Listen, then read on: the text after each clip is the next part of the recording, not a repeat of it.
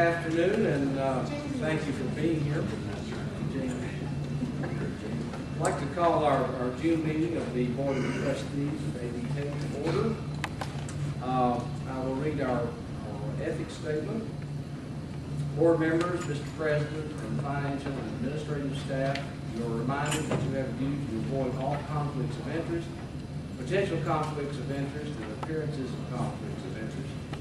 Do any of you know of or anticipate any conflict of interest, potential conflict of interest, or appearance of conflict of interest regarding the matters on the agenda for today's meeting?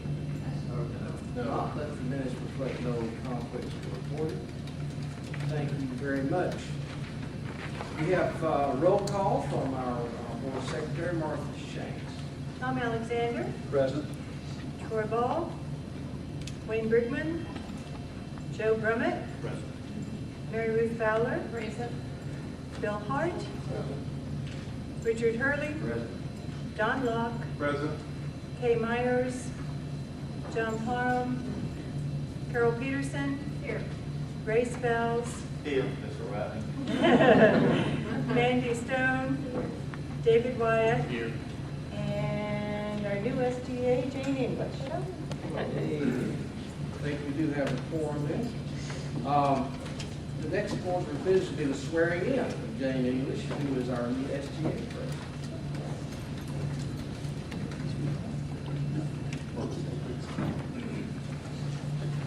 Jane is the brand new SGA president, the best president we've ever had, right?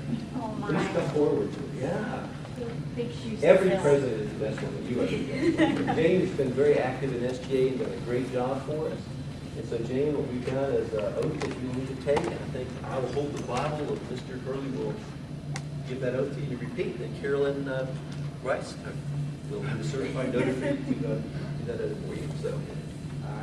I, Jane English, Do solemnly swear that I will well and truly execute do solemnly swear that I will well and truly execute the duties of the office of member of the Board of Trustees the duties of the office of member of the Board of Trustees of Asheville Buncombe Technical Community College of Asheville Buncombe Technical Community College to the best of my to the best of my ability. To ability, the best of my ability. according to the law, so help me God. According to the law, so help me God. Well,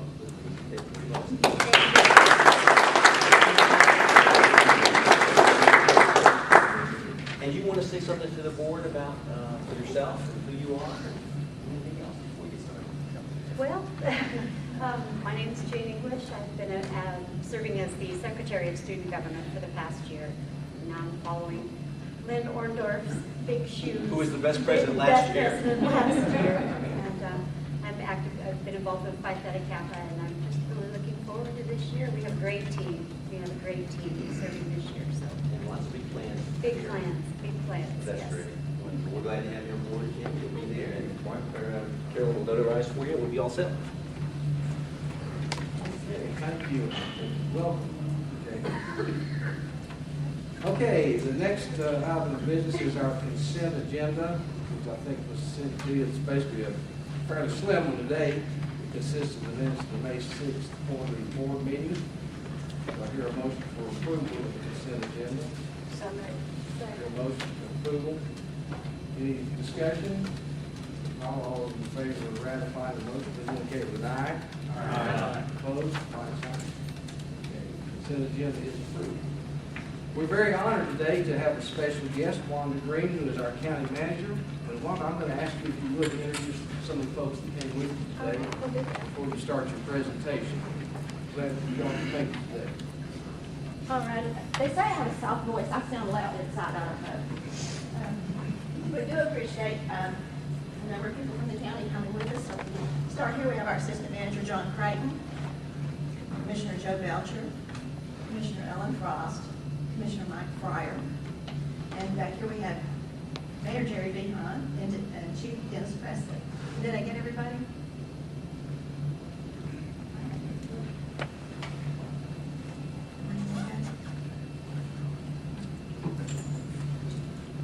We're determining whether or not I'm technically challenged.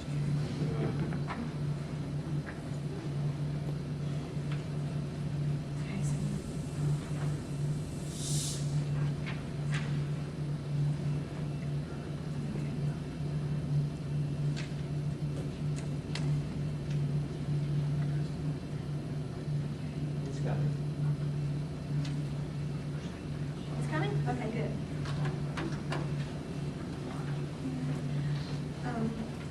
You know, I think we'd be remiss if we didn't acknowledge right up front, there's a big elephant standing in the room because there's been a lot of pieces of legislation, there's been a lot of things happen over the last few months. And so what I wanted to do today was talk about how we got from a sales tax standpoint to where we are, and then how I'm recommending that we move forward. So basically, we all know that in the fall of 2011, the citizens passed a 1/4 cent sales tax in Buncombe County. Now, that's worth about $8 million a year.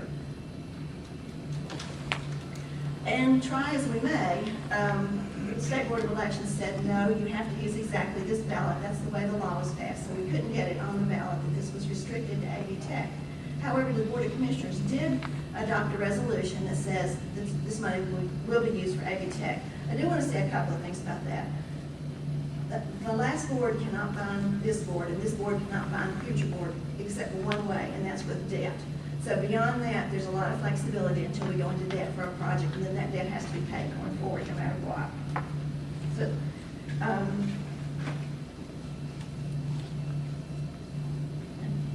So why did the Board of Commissioners approve this? I think there's two reasons. One is they really care about the workforce in this community, and they love AV Tech. I mean, we have a board that's very supportive of AV Tech. We did need to make sure that we had a workforce that was ready to meet our employers' needs, that we had improved access for our students, and that we were able to accomplish the renovations that were needed on some aging buildings. Wasn't an easy vote by any stretch of the imagination. It won by 503 votes. In the lighter areas, the issue failed. In the darker green areas is where the issue passed. There were 33,245 people voted. We are in a different world today, and my commissioners now have 7 come from districts, and as you can see, if you look at the districts, they're going to hear different things from their constituents than what the board heard last time. District 1 pretty much all passed it. District 2 has some pass in Black Mountain. District 3, it didn't pass in any of the precincts out there. So what you're going to hear from each of those districts, if you're a commissioner, is very different. So what are the biggest concerns that we heard during the process? Well, one, we heard that the commissioners would not use the money for AV Tech, which was surprising to me because we had 3 retired educators and 2 people with educators in their family on that board. So, but you know, that was one of the big concerns. And then the other concern was that the election was held in an off year, which might not have brought anybody in the unincorporated area out to vote, or brought very few people out. And 33,000 people voted in a general election, 128,000 votes. So that was a difference. And I'm going to talk about the master plans in a minute, but over time, we probably, as a county, have read the master plans and known that we didn't have the money to fund them. And so when we came to this point, we needed to know what the bond was going to pay for, what the sales tax was going to pay for. So these are the projects that were on the list. Buying 93 Victoria from Mission, Mayheck was in there, and we have purchased that building. Doing some roadway and sidewalk work, and I understand that's underway. Allied Health Building, 220,000 square feet was the initial plan. Public Safety Training Center classroom building, the Common Student Center, some renovations of that. Inga Outfits, both of those buildings have some age on them and need some upgrade. We've already replaced a portion, we had to replace the chiller early on in the process. Renovation to the Rhododendron building, that's 47,000 square feet, and renovations to the Elm building at 70,000 square feet. Total construction cost is expected to be $84 million. So it's a pretty significant plan as we move forward. Let's talk about the plans that we've gone back and visited. There's been 3 master plans. One that was adopted in 2006, one that was revised and voted on in 2008, and then there's a 2010 plan. All of the plans do a couple of things. One, they all acknowledge that this campus is basically landlocked, and that if we're going to grow, we're going to have to do a lot of that vertically. In 2006, I want to tell you what was in each of these plans. There was a rhododendron expansion of 70,000 square feet, new classroom space. There was a general classroom building of 76,000 square feet. There was a 620 space parking deck. There was a 72,000 square building, and then was a public safety classroom building of 35,000 square feet. So that's the plan that was brought forward first. One of the things I do want to point out of that plan was a couple of statements that were in it. One was that there are 2,500 parking places on this campus, and at that point there were 10,300 students. Now I know both the parking places and the students have grown, so proportionally I would assume it's about the same. In the 2008 plan, we still have the rhododendron expansion, the general classroom, the parking deck, the continuing education building, the public safety training classroom, and a 27,000 square foot facility for Madison County was added in 2008, and that was the biggest change in the 8 plan. It was a fairly significant change between 8 and 10. In the 10 plan, it included an allied health building of 220,000 square feet, a rhododendron renovation of 47,000 square feet, renovation of Elm at 70,000 square feet, a renovation of the admin building, a new health, wellness, and fitness center, and then renovations to Coleman, Inca, roads and sidewalks, and a new classroom building of 180,000 square feet. So a pretty aggressive plan as that was put together in each of the periods. I would say I think all of these plans were basically developed prior to Dr. Dunn's arrival, and some of the issues out here in 2010 were from President Young. I do want to go through the building just so that you can see what's planned in the building. This is what the new allied health building would look like. It's 182,000 square feet. It is a very nice looking building. It has had many iterations. At one time, there was a auditorium that came perpendicular to the building. There was a parking deck. Today, we're looking at the surface parking and auditorium moved into the main building. Let's go through each of the floors because I've had a lot of questions asked about that. In the basement, there's a 6,000 square foot child care center. If we're a 5-star child care center, you can take 45 children. If we're a 4-star, it's 75 children. We're at about 52, early 50s in our current facility. And a lot of mechanical here in the basement. If we move to the next floor, on the left, you see that is dental classrooms and services. On the right is the auditorium and terraces, and in the back at the top where that juts out, that's a student area. Will accommodate about 200 people, and in the middle is a lot of elevator stairs, and there is, from the perspective of the elephant in the room, there's also a kitchen there that is going to be, could be a cantina for the students, could be a catering kitchen, and it will be built to be a commercial kitchen. The auditorium will hold 864 people seated, 1,200 people standing. It takes 216 extra parking spaces for the auditorium.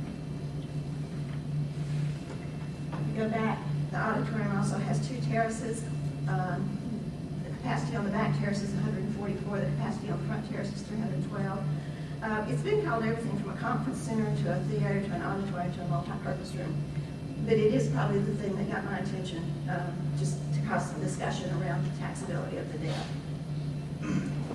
If we move on the second floor, this is child development, and the medical programs are on each of the floors.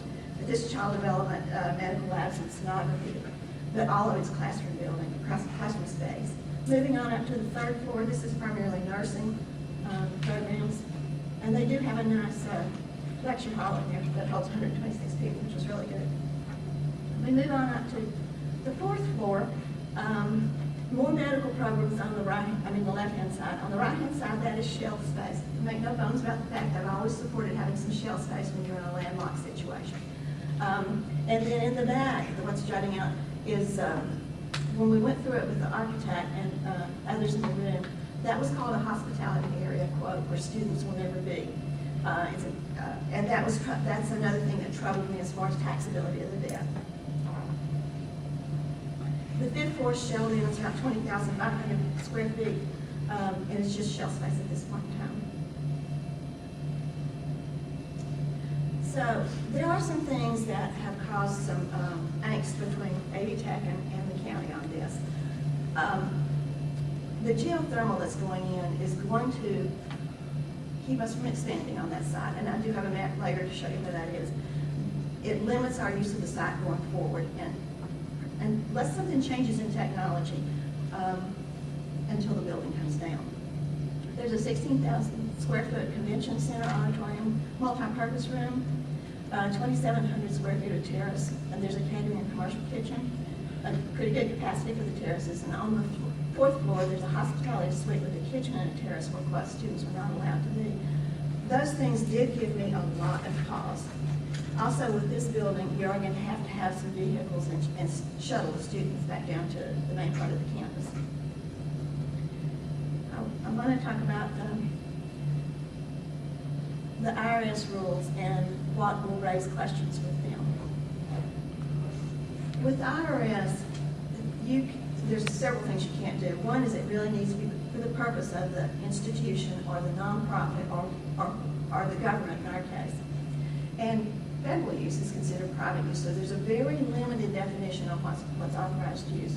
Having a flat floor, which could easily be seen as a convention center, and it did bother me that it had the potential to compete with some of our big organizations in town, Road Park, Crown Plaza.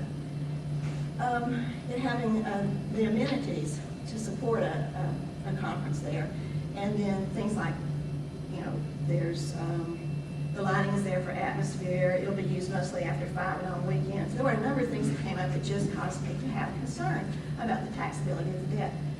At this point, I just needed to know what you wanted to put in it so I could figure out how we're going to pay for it and how we're going to explain it to the public. If the facility is taxable, there's a $14 million additional cost. If we could find out for sure exactly how much of the square footage is really for basically non-school use, I might be able to get that down into the $5 million range. But what concerns me is the constant changing of what the facility is going to be used for, the names of the rooms, because there is a huge penalty with IRS. And we've done this on several buildings. We built a jail and took federal money. There was a limit to how many people we could put in there without, and keep that debt non-taxable. We have an office building with combination use, so we're very used to having combination financings as far as that goes. So we could have gotten that down just a little bit. And for me, just the very fact that I know IRS does come in, and they've checked our records many times, and if we say this is non-taxable, and we're using it for taxable purposes, the penalty is really very steep. It's 39% interest, not just prospectively, but back to the beginning of the debt. So you're either going to have to find a way to very quickly pay it off, and I'm not sure they waived the penalty anyway, but, so that was a big concern for me. All I really needed to know at that point was just tell me what's what, so we can figure out how we're going to explain this to the board and to the community. The pieces of legislation that have been introduced and are moving through the General Assembly does transfer responsibility of these construction projects to the county. And so when we look at what do we need to do? Well, I believe first everything's got to be effective, because no matter how efficient you are, if you're not effective, it's not going to take you very far. So we wanted to make sure we have effective, efficient facilities that meet the needs of the students and the faculty and the community, and we could actually explain to the public why we were investing the way we were investing, because there's still a lot of criticism around the tax. So I went back, when I looked at the two master plans, I went back to the 2006 master plan and to the 2010, and just wanted to walk through a few of the differences and some of the potential. In the new building, that is down to $52 million, 60,000 square feet of additional classroom space. There is no parking deck. There is over 500 spaces, flat parking. It's a building that needs shuttle service between this part of the campus and the main part of the campus. And it's really limits our ability to use the balance of that land going forward.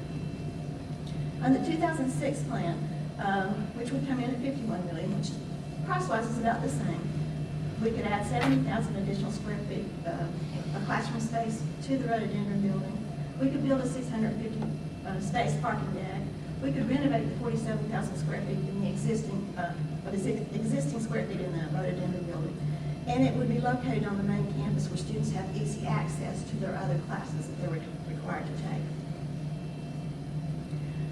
The 2006 plan also dealt with, just as the 2010 plan, deals with the other buildings that need to be renovated, the Elm, the Coleman, the Inca buildings. It did deal with all of those buildings that need to be renovated. This is a picture of the campus, and just wanted to, if you look, you can see rhododendron on the left. It's pretty much very adjacent to the rest of the campus. It's 47,000 square feet today. We could expand that by 70,000 square feet. And it's walkable. We can have a parking deck central to that part of the campus. This new building, oh, it's gorgeous. It really is. It looks down on a community that, since the legislation's come out, I've had a number of people call me, stop me, and say, that building's really just too tall to look down over our neighborhood. We've had some issues around that. And it's also a shuttle ride away from the rest of the campus. When you look at this space, and you look at the fact that in phase 2 of the plans, regardless of which plans you're looking at, there's additional classroom buildings needed. There's a way that I think you could plan and have more than one building on this site at a different location so you weren't upsetting the neighborhood, and plan so that you're not having to shuttle as much or in between the two parts of the campus.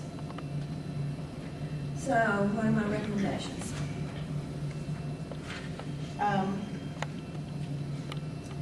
That we stop and see what our employees need for their workforce. There is a bill moving that requires every community college to identify the jobs in their labor shed, determine what kind of programs they're offering to meet the needs of those jobs. So that's out there and going to happen anyhow. And then we need to know what do the students need to conveniently gain access to those skills and that training. The work for the students, none of us will be here. And the thing that we hear without question from students who have been here or still are here is that they stop people to find a parking place. That they would take classes at lunch if they knew they could find a parking place. And what does the faculty need to provide that training and instruction?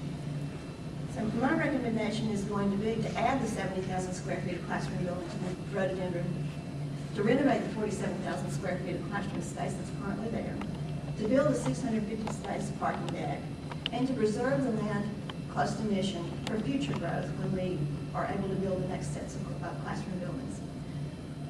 I don't want to do anything that causes y'all so much heartburn that we can't move forward to keep a good solid relationship. So I'm really happy to answer any questions that you have. Take any feedback that you want to provide, and not just today. I'm easy to find on the website. But we need to get the bills passed and get back to work. We've got things we need to get done. So that's where I am. And I know that it's really different than building the big Allied Health building.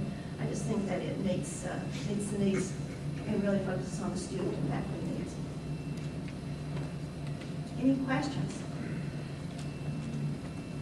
I need for Chris to tell me, what is a master plan? I want master plan 101.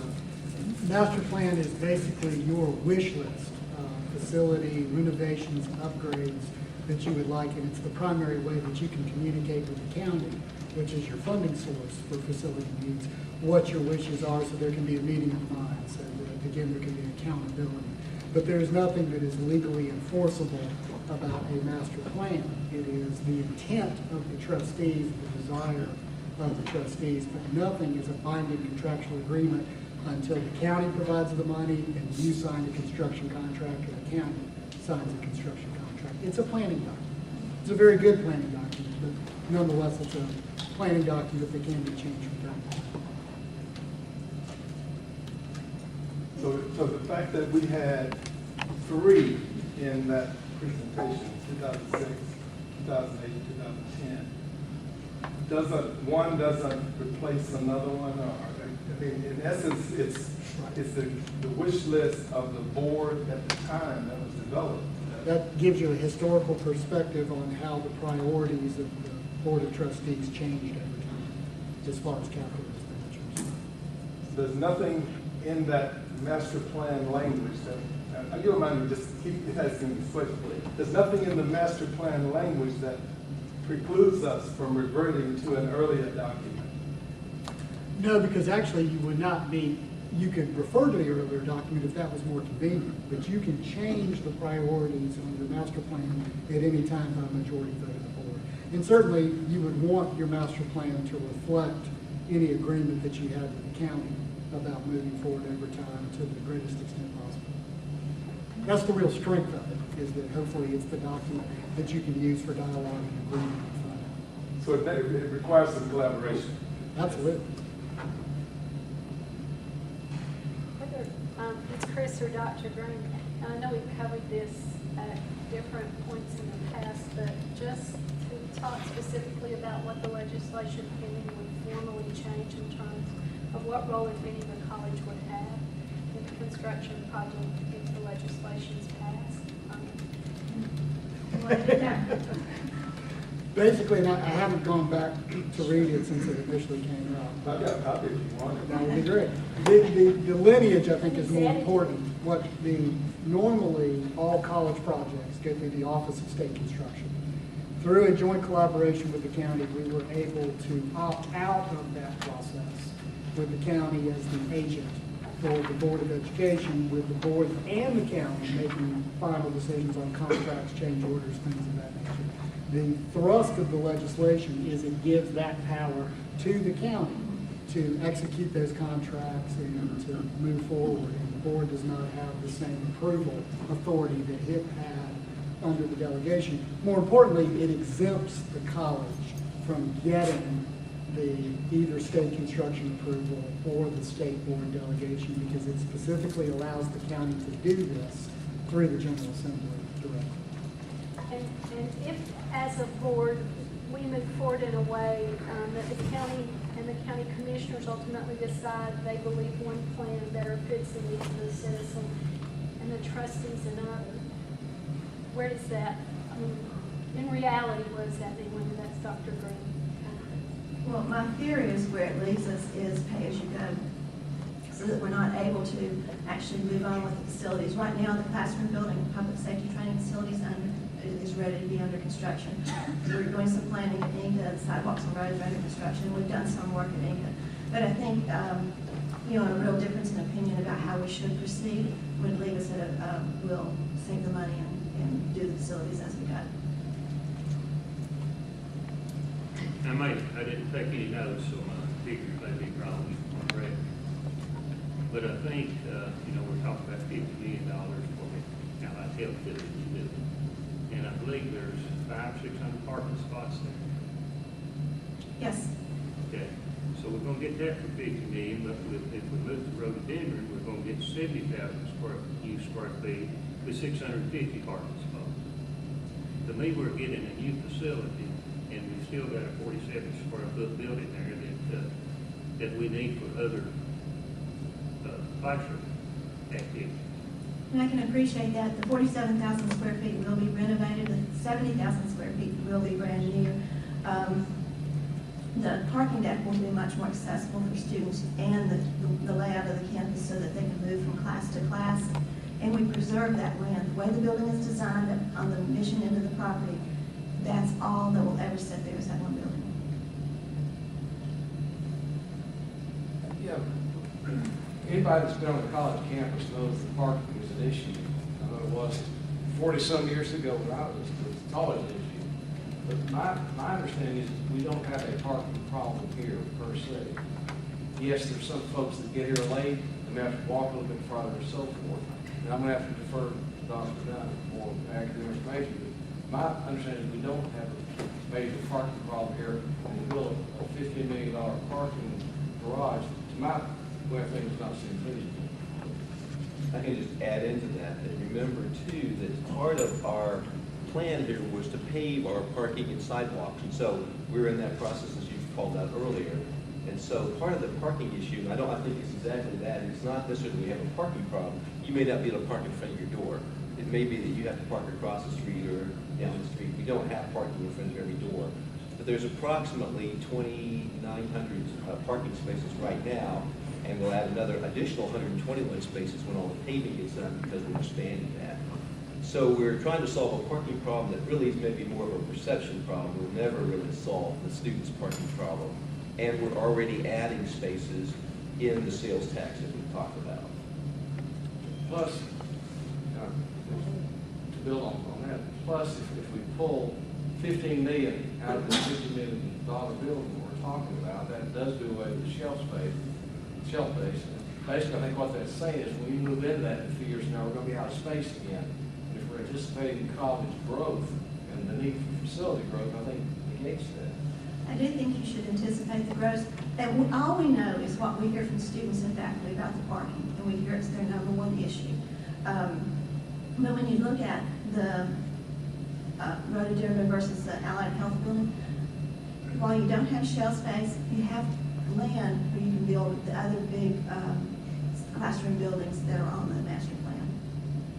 The other thing I need to call out though too is that rhododendron building, and there was a group of people on campus who helped design this building. We came up with, I think Melissa, were you on that? I think several of us were on that. I don't remember exactly who it was.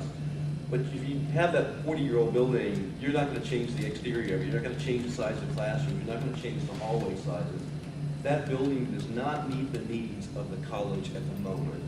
The building that was designed by a group of people from this campus who spent a year designing that building, saying this is the building that we need for now and into the future. And it sounds like it'd be cheaper, or it sounds like other people may want that building, but that's really not the building that this college needs at the moment. And I would say this on the design, when the Allied Health was introduced, that was the building they were asked to design, not any other. Because that was the need, exactly.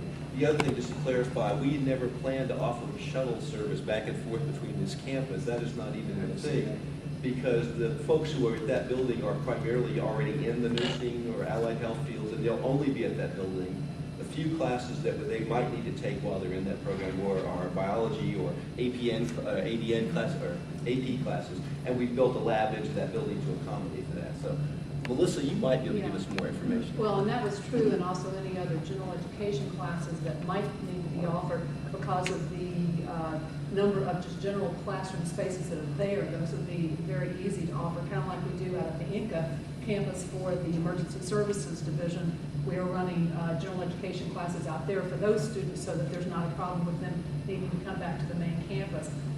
The other issue that I would question too is one of the really enormous problems that you have in designing space for allied health is at some point you've got to move them, or you've got to get them out of the way in order to either renovate or if you're building a new space. So having a new space, they can still continue to operate their programs up until the moment that we would be ready to move all the equipment and so forth. If we're talking about renovation of space, that would have to, I would think you likely could not do that just over a summer, which is when the programs would mostly be down, although we still have classes in some of those areas running during the summer. They would not be able to operate efficiently throughout their regular academic year if renovation and new building is going on. The other issue is that in order to renovate Elm, and the big problem there is the HVAC system, the HVAC system there, you would almost have to vacate that building, and that was one of the other issues that we were looking at, is swing space, so that when rhododendron was cleared out, we could move the faculty and programs out of one so that they could get in and renovate that whole space there. If you're only talking about designing renovation space or new space that's on top of rhododendron, you have no swing space. And that means you now have to wait, possibly if you're talking about a whole new building being built, which is not even on the books yet, you would have to wait until that time before you could do any renovation of the HVAC system. And so there's not that ability to kind of move faculty and classrooms to one area, allow them to go through the renovation without having classes running and instructors there and so forth, and then move them back in. So there are a couple of issues in terms of how we could adequately continue to operate those allied health programs when they're just going through renovation, as opposed to being able to move into a new building when the space is available. And that is of great concern to me. I can understand that, but designed well, the 70,000 square feet can be built, and the program moved into that while we do renovation on the 47,000 square feet. And I would tell you that the people I talk to who work on this campus, who live on this, who come here, have a really different view than what I'm hearing in this room. And I think we've got to know who we're here to serve. Well, and I think if you talk, and I don't know maybe who you've talked to, but I think if you talk to any of the allied health faculty who are the ones that live in that building and work in that building, I mean, they really worked very hard to design space that would not only adequately support the programs we currently have, but to also look toward the future about what would be necessary to continue the programs as strong as they are, and perhaps be able to grow those programs that are still desperately needed, if we had more space to be able to do them. Kind of going back to the parking space issue, I've worked on many campuses in several states, and parking is always the number one issue with students. Doesn't matter where you work, that's always the problem. And again, kind of like Dr. Dunn said, part of the problem is that, yeah, I'd like to be able to come in 10 minutes before my class starts and jump out and get to class, but we know that that's really not going to be the case if you come that late. So I haven't heard, in the times that I've been here on this campus, I haven't heard anybody specifically talk about a parking deck, especially if it's that compared to instructional space that the money could be spent on. I think there's a lot more support for instructional space or renovation of space that instruction is in, as opposed to a parking deck that is more expensive. Well, I certainly appreciate that. I think we need to be a little more candid then about the shell space that's on the top of these floors, because early on in the process, that was programmed in to be executive offices. And I don't know what the plan is when the county walked away, but I've heard what the plan is. So I think we need to be clear about how much classroom space there really is here. And in the other plan, there's actually more classroom space. And just because there's parking on every campus doesn't mean we have to be like that. I question the need for a parking garage because I have a granddaughter at Appalachian, and after visiting up there, she walks from the farm, if anybody knows where the farm is, to park down there and to walk to her dorm or to get to classes if she has to park down there. I don't know of a college where you don't have to walk. If any of you do, I have not heard of it. That's just a fact of life. Don't transfer, these kids don't need to transfer to Appalachian, they don't need to transfer to Western, they don't need to transfer to Carolina. They better be careful where they transfer if they don't want to walk. But according to President Obama and the First Lady, they are very concerned about obesity. These students need to walk, in my opinion. Let me say something about the executive offices. As far as I can remember, that was mentioned as a possibility one time in the executive committee that the Simpson building could be used as a center point for testing. At that meeting, there was a concern brought up about it. That was it. No Well, more actually, talk, no there's more drawings talk. showing the offices in there. It was open. And take it out. Yes, They it was broke taken early out. on. It was taken out, but it was only taken out because it was kind of called on the table. If I were waving the magic wand and I could go in the building, I would have put the executive offices over there, because whoever, this gentleman may not be here 5 years, because he may retire, who knows? But you gotta have a nice facility for you people to come in, a nice office. We don't even have an elevator in the Simpson building. It's probably something we should address with the tax money to make that renovation of Simpson building. I do agree with that point about the Simpson building. Probably what would concern me the most is that we talk about taking a building that's not ADA compliant and making it for student use while we put administration in that building. Isn't part of the concept of a deck that you build vertically?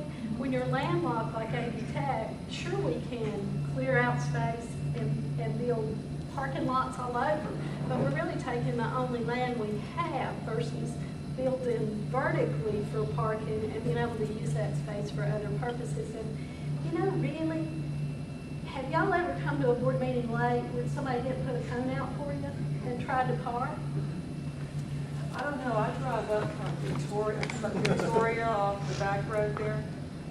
All I do is drive by empty parking places all the way up here. For a board meeting? Yeah. I think just 3 didn't o'clock. see Yeah. that. My experience. There's so much parking down there, that's why it's surprising me. I think that's When you a- come up that way, there's a ton of parking. And when we met in rhododendron, is the day I was late and didn't get a cone, and there's no place. Doc? I want to make sure I understood you. Near the end of your presentation, you said you were going to make some recommendations, and it would be up to the board to take the recommendation or revert to a pay-as-you-go plan. What I said is, I don't want to do something that catches this board off guard. That's why I'm here today. But I do think if we get into a county wants it one way, Aggie Tech wants it another, we find ourselves in a pay-as-you-go situation. And that means that we would only get, is it 8 million a year estimated? We would get $8 million this year, and are we authorized to go out and float a loan?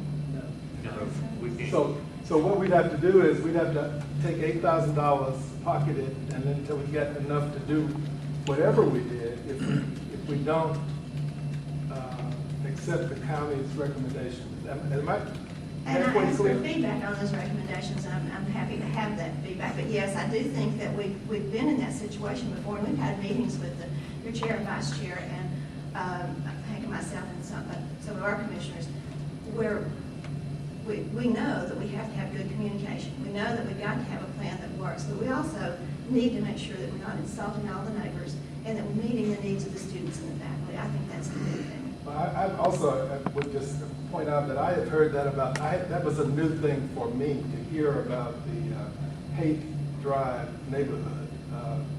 And for those of you who don't know Haight Drive, that's sort of Al Whiteside, ought to be called Al Whiteside Drive. His father and mother lived there, they live there, their children live there, as well as a number of other residents who have, and I'm not attributing this to Al, by the way, who have suggested that our design of the health building was intrusive.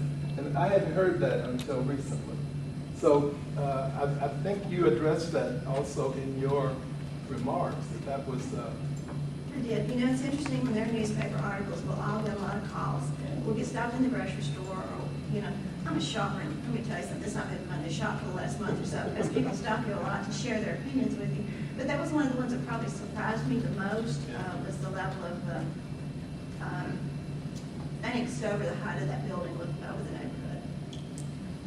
But I also need to call out that we did the neighborhood meetings as we were supposed to do, and as the city asked us to do, and we had lots of feedback from that. And we had no city person coming out saying they were against that as a whole. So, I mean, we did that due diligence of going into the neighborhood and asking them what they thought, presented the plan of the building, had the height, had the exterior elevation, so they saw all that and stopped in with contact. But let me ask you one more question, Wanda. We point out that the cost of the buildings are $89 million or $83 million, whatever that was. But we built in, you and I built in, or at least we built in, there would be some financing costs because we were going to go out to borrow, and there'd also be some costs built in to pay for the utilities of those new buildings coming online. But I think if I remember right, that we built in a higher carrying cost for the bonds, interest rate, than is currently out there. So why would we need to wait? And, I mean, I guess I need to understand why we have to wait when we already built the cost of those, the interest into the bond. It's the level of interest. We didn't calculate in a taxable interest, so that's one problem. And the other is, you know. Could you just explain that? I know I understood what you said. I'm trying to understand what the plan is, the auditorium that would make it become taxable. I mean, I thought it was for, And that's- college uses. And that is, I think, the whole gist of it. It is for colleges' use. I think there are folks out there who believe, and one maybe one of those, and that somebody obviously thinks that this auditorium, I'm going to call it an auditorium. That was just a working thing because that's what it was. It's a multi-purpose room, but it's a flat floor facility that would hold 800 people. And as Jane may tell you, and as Lynn could tell you, we have just oodles of activities that we can do in that activity, whereas if when you built an auditorium style, which is where the misnomer comes from, if you've got a sloped floor, you can't do a lot of things. But we had a job fair 3 weeks ago, miserably hot, because it was done in the gymnasium where we don't have any air conditioning, and you can't turn on the fans because then you can't hear. It's a whole house fan. We have our April and Asher, which is held in this room. And we can't grow it any bigger than this room, and we kind of spread out, obviously, next door. But it isn't for stuff that we're going to use. I think it's the fear that we use it for something else, but we've tried to give it assurances that we will not. And I think the folks are just concerned that, okay, with all good intentions, you say that, Hank, and I know, but you may not be here next week, and you may not be here next year. What happens to the person who comes after you? And so, as we understand it, any non-taxable bond, 10% of the whole facility could be used for taxable purposes and still be tax exempt. That's right. We never plan to use it for taxable purposes. This is not that we're going to rent out to somebody to come in and hold. This is for us to be co-sponsors with the job fairs and our scholarship banquets that we now have to go to Crown Plaza and hold. We can hold in these things. And people ask, well, why do you want a commercial kitchen attached to it? Because when we have our culinary department that's there and we have events like that, you can hold those events in that space. It is not to rent it out. It is not to be a restaurant for a private person to come in here. I think it's the fear of it that's Would more the real. tax, I'm sorry, if the space were built and the tax situation were put in place on the space, wouldn't that then preclude the board from allowing any activities to take, It should, yeah, it should. But then I'm starting to question, if you're putting a $7.5 million auditorium in there, you can rent a lot of the space for a long time. Because that took the parking deck out from behind the building when they put the auditorium inside the Yeah, I building. was thinking about your comment about the geothermal. I think that's probably a valid comment. I'm not arguing any of the things you said, but I'm wondering if the geothermal came out of the building and it went more into some sort of traditional system, if that wouldn't free up the site so that there would be expansion or additional buildings, space available on that site. I'm just asking that question. Yeah, I guess I wonder about the additional expansion. I don't think our master plan calls for any additional expansion there. And as we're a college that's beginning to grow, our additional expansion should come in other sites. We've expanded to the south, to South Buncombe. And if we're going to expand, you really need to make it sure it's convenient for everybody. So if you're going to grow, and hopefully we are going to grow here, we'll talk about that later. It may not be all here. All that growth may not be on this campus. It may be that you have a south campus and you've got an ECA campus that we need to grow further and we do something to the east. It's not that all growth is going to occur on this campus, nor probably should it occur on this campus.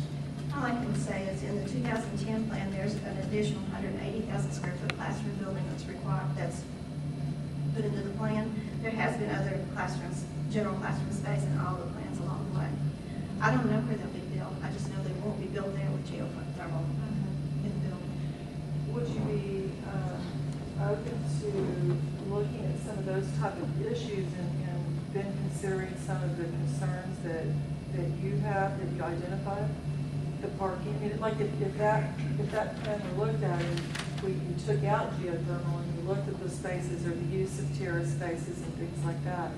I'm just asking the question because I'm trying to understand. I think we look at anything, and we've been looking at options around this building, what we could do. And when you need the vertical space, because you don't want to occupy that, take a redesign of the building. But, there's not anything we won't look at.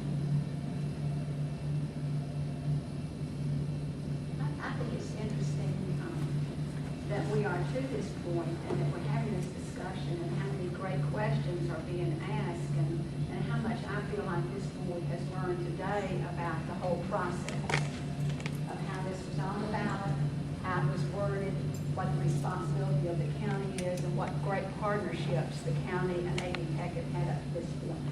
And how important it is that we have this good open dialogue. We know the people who hold the purse strings. We know the citizens of this region who are going to benefit from any good and all the good that's done by this college. And we know that as trustees, we have a great responsibility to try to help tie all this together. And I think that's what this discussion here today is doing. I know I've learned a lot, and I feel like there are a lot of people sitting around this table who have learned a lot today from what Dr. Green has shared with us, and the give and take that we've heard from the senior staff and the folks who are in this room. And I think it's important, as Dr. Green has said, she is open to discussion and dialogue from us, and she's probably just had the tip of the iceberg today as to, or the pinpoint as to the kinds of questions that people would like to ask. And let me tell you, I know personally how open and responsive she is to hearing from you and how how pleased she and John Creighton both would be to hear what the ideas of this board are. But this is great discussion. But we've ultimately got to remember that this vote was taken, the name AU Tech was not on the ballot anywhere. We've got to make sure that a good plan is brought forward and the citizens and the students of this county are served well. And I feel like after this good discussion today that that's what's going to happen. Thank you, ma'am. Along Carol's point, you've given us a lot of good information today. So obviously you have, that is well thought, and there's a lot here to digest, and certainly I'd be willing to do that. I think as trustees that we would be well served to at least take a look at what your suggestions are here, and at least, I can't digest it all in a short time, but I get the gist of what you're saying. Certainly, the trustee, I'd be willing to take a look at that. And I'm happy to leave copies of the PowerPoint on that table back there. And would also encourage you to take a look at Bottom Life because it starts to show the public safety training facility where we'll be adding the classroom building. And it will be just stellar for our community to have that. Or Melissa, is there a design that for the child care center to go to a 4-star? I mean, I've heard that mentioned. Is Rather that than 5-star? The intention, all the discussions have been to relate 5-star. So in part, that was driven by our desire to not diminish the quality of the operation that we inherited from the county. And, I think beyond that, we educate early childhood educators. If we're not a 5-star, how do we ask other seniors to aspire? I mean, I gotta tell y'all might think I've been opinionated over the last year, but if not that, you might really see me turn loose on a 4-star child care center in a community college. You do that? I would, I know you know I can. Don? The bill that, I like to read and get all the information that I can in this background. As I understand the bill, if we don't come up with some workable plan to cooperate and collaborate with the county, the bill that has already passed the House and is in a Senate committee in the legislature will take us out of that process totally. That's H501. Yes, HB 501. And that troubles me because I know I would rather have a fight and a resolution of that fight so that the two of us could work together if I were dealing with someone than to have some external authority say, you don't have a voice anymore. And that's what that bill says. So as I understand our situation right now, we have an obligation. I used to tell my students when I did something, I said, I want to do this so that I can use it as an example in a case study for 10 years, how to do business. I want us to do something positive that will say this is what we are about. We're about the students' needs in this community. We have done a good job with that. We had a snag, and some of you may call it different things. We've had a glitch, a snag, a snafu. I can go on with words. But for me, as a member of this board, I want to figure out how to cooperate with the Buncombe County government to get what we need for the students. I suspect it ain't gonna be what would be my first choice. And I can live with that. But I think it's more important for us to demonstrate to the community that we are open, and we appreciate what the county has done, first of all. And we're open to continuing that collaboration. Yeah, I think that is well said. I think that's the pleasure of this group. We want to work together as a team because we got to work together as a team. It's the right thing to do. And I always go back to what our friend here, Ray Spills, always says. You got to focus on what's the best thing for the student. That's what it's all about. Clients, as our client. Our public. This is the question I really, I guess. I guess I should ask Nathan this, and I have to.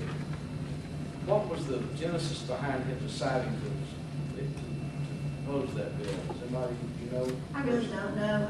We didn't ask for the bill, and there were several bills introduced around that time that impact local government, community college. We wouldn't be here today if we weren't open to having a discussion. It would be, it'd just be foolish of us not to at least listen to everybody to say, where do you need to go, what do you need to do, and have everybody in good faith give a try at coming to a thing we can all agree with, because there's need. There's actual need here. You have buildings, if nothing else, that need to be renovated. Very rich, you have. Lisa raised her hand a minute ago. Yeah, I was just, again, going back to what's necessary for our students. Probably the number one sector that we look at that we provide instruction for, that leads students into the workplace, is in allied health.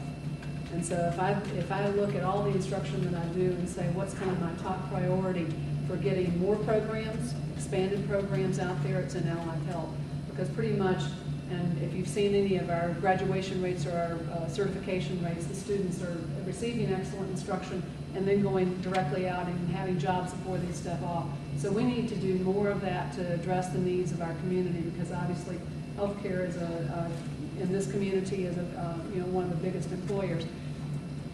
Renovation is great, although, as Dr. Dunn said, you still are talking about the shell of a building. If you took the shell of rhododendron and gutted it and then started all over, that would be one thing, but I think we're probably not talking about that. In order for our students to be as employable and ready to step into the workplace and do the excellent job that we know that they can from the instruction standpoint, we want to train them with the best facilities we can possibly have. And the space that we have been working on to design for some of these areas are so that we can step ourselves into the 21st century of instruction, so that those students are being given the best opportunity to train in a way that will allow them to step into the workplace and already have that background of the better facilities, the newer equipment, and be able to be good employees. So I do have the students and what they need, and the community and what it needs, as the top priority when we're talking about this kind of instruction.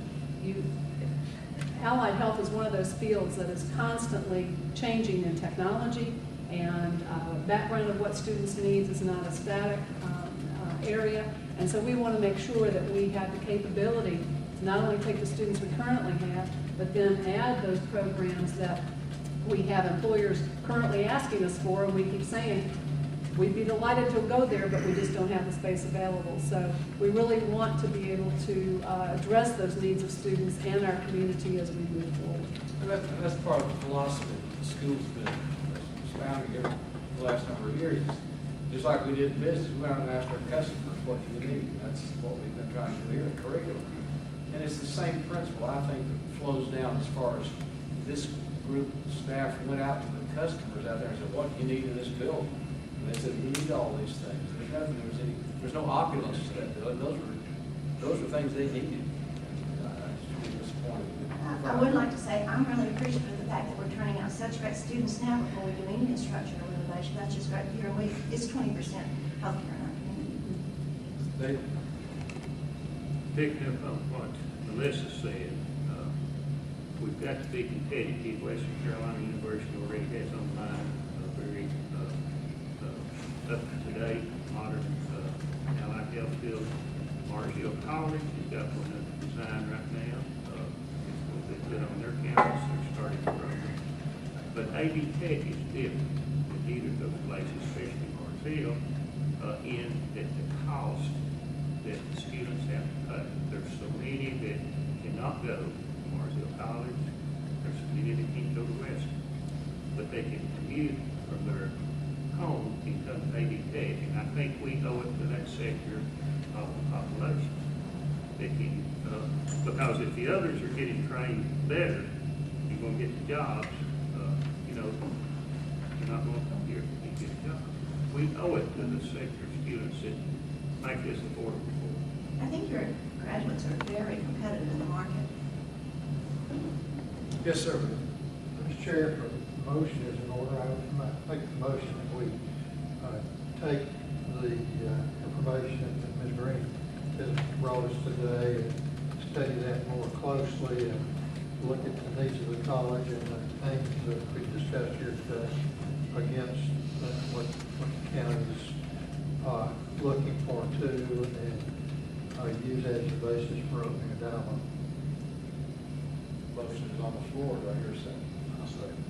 Your second, Tom, all is in. Any discussion on the motion? I've got one item. Can we take this up at our retreat in 8 days? Or you had, I hadn't seen your agenda. Oh, well, okay, ouch. It's too big. I think we'll just set out. Is this a 1 day or a 2 day event? But I think we ought to, I mean, we meet monthly, we ought to schedule it for a work session. I agree. And that kind of I need agree. to have it be the only thing on the agenda. And I think understanding what the chamber or the college has in terms of what is our labor shift, what does it look like, where the gaps would be important to know. And I just want to clarify, because I must be missing something. The plan that you're talking about is a new space at Rhododendron too, that could be totally designed from the ground up. Absolutely. To address technology. Am I missing that? No, It's not it's that a new it's space. just a renovation, it's an addition. That's right. New It's space. new space. Okay.